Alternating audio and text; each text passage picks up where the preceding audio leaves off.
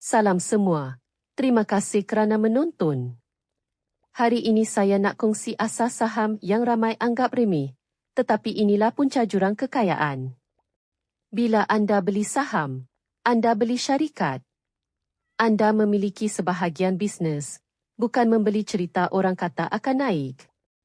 Melabur memang nampak mudah. Tetapi bila bercakap soal konsisten jangka panjang, ia bukan mudah langsung. Yang paling penting bukan carta harga.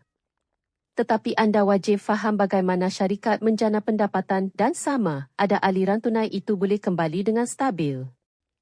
Betul, ada masa orang yang tak tahu semua pun boleh untung. Tetapi anda jangan labur pada syarikat yang anda sendiri pun tak boleh jelaskan bagaimana mereka hidup.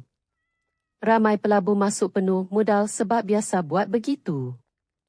Itu tabiat bukan strategi.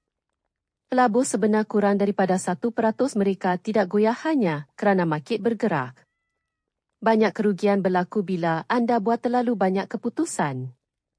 Sepatutnya tidak buat lebih baik daripada terlebih buat. Sepanjang hidup, hanya ada beberapa peluang besar. Ia ibarat 20 keputusan penting. Yang ubah kekayaan bukan transaksi setiap hari. Ia peluang besar yang jarang datang. Ada tahap di tengah antara faham dan tidak faham. Itu normal. Fokus pada keputusan yang logiknya betul, bukan keputusan yang paling ramai orang buat. Syarikat baik mencipta nilai jangka panjang.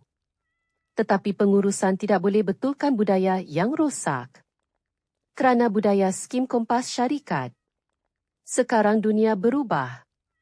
AI ialah revolusi industri baru. Tetapi AI tidak boleh mengalahkan pelabur jangka panjang. Kerana sabar dan pembelajaran tidak akan ketinggalan zaman. Akhir sekali ingat ini. Yang menang dalam pasaran bukan yang paling genius, tetapi yang boleh kekal paling lama pada keputusan betul dan belajar cara terus belajar.